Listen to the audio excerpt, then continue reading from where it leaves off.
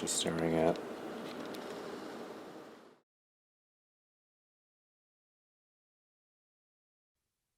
Sega Bass Fishing. No, not Bass the robot, the actual fish. It's a fishing game, see. Okay, never mind. So yes, this is Sega Bass Fishing, a 1997-98 arcade game ported over to the Sega Dreamcast in 1999. It has since seen a number of ports on other platforms as well as a couple sequels, and yes, I'm sure some of you are just baffled by a fishing game being featured around these parts. Well, I'll be honest with you. This was a loaner from someone else who wanted another Dreamcast to test this game on, and I was the only other sucker with a Dreamcast on hand, and I figured while I had the game on hand and I had the Dreamcast plugged in, I figured why not give it a whirl, try to get some decent video fodder out of this thing. I'm not quite sure I succeeded in that case, but let's go on regardless.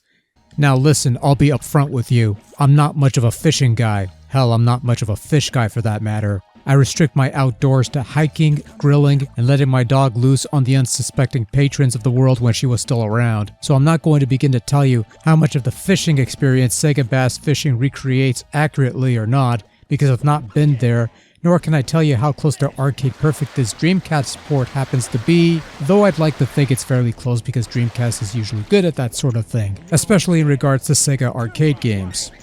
And it's fishing, supposedly one of the most relaxing outdoor activities you could partake in. You pick a spot, you pick a lure, you cast your rod, you wait for a nibble, and once that happens you reel the bastard in until it's caught or until it gets away, and you're on a time limit because this is an arcade game and all that jazz.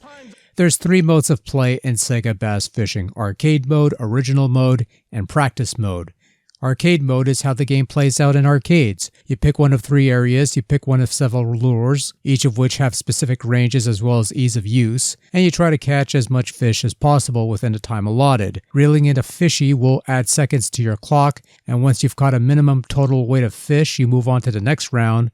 Well, once you run out of time, well, you could either continue or not. The game supposedly offers unlimited continues. It's the basic arcade experience and a weird combination of frantic action and serene fishing action, as it could take a while for a bite to come along and, yeah. What fun for an arcade title. There's original mode where you compete in tournaments comprising a number of stages, and in each stage that takes place during different parts of the day. You catch fish to score points, and if you manage to score enough points to qualify, you move on to the next tournament. All the fish you catch get logged into a diary that you could look up in the options, which is rather nice. And finally, there's the practice mode, which is more of a freestyle mode. You pick a location, pick your weather conditions, fish at your own leisure without fear of time limits or anything like that. This is where I'd spend most of my time with this game, because this is what I'd imagine fishing would be like if I were to do it in real life. Nice, calm, relaxing, and once you catch a couple fish, you can cook them and eat them. Sadly, I was never a fish guy, and this game doesn't let you cook your catch, so that's a bit of a letdown. So Sega had a fishing rod controller for this game that supposedly would have worked really well if I had one, but I don't. I'm using the stock Dreamcast controller, which also works fine, I guess. You're mostly using the analog stick to cast the rod and move it around, and the trigger to reel it in, with the buttons reserved for option selection and such. It's not quite as intuitive at first, but once you get the hang of it, it's actually not too bad.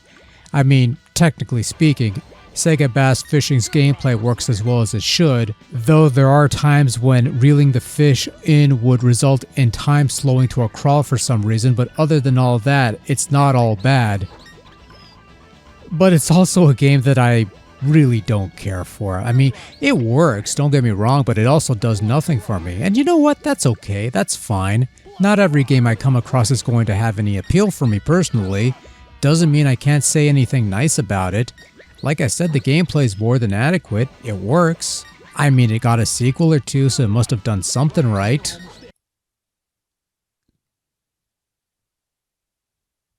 Although some sequels may have slipped through the cracks and I don't know where I was going with that. I don't even know why I put that in there. Who cares? Whatever.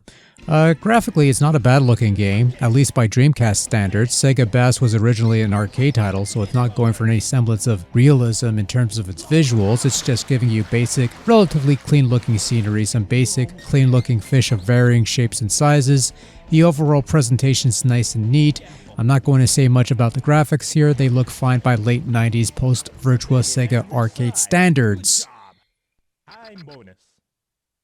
Sound is where things get a bit divisive because you have that awkward, somewhat out-of-place rock-sounding tunes in this serene setting of fish. You've got this awkward, somewhat accident disembodied voice either cheering you on or giving you pointers on what to do. I guess that's part of the Sega charm with these latter-day arcade titles, and that's all fine and dandy if you're into that sort of thing, but fishing should be this nice, calm, serene, relaxing activity that you do where you're one with nature and not blaring with songs seemingly pulled from the Virtua Fighter Sloppy Seconds collections of rejected soundtracks.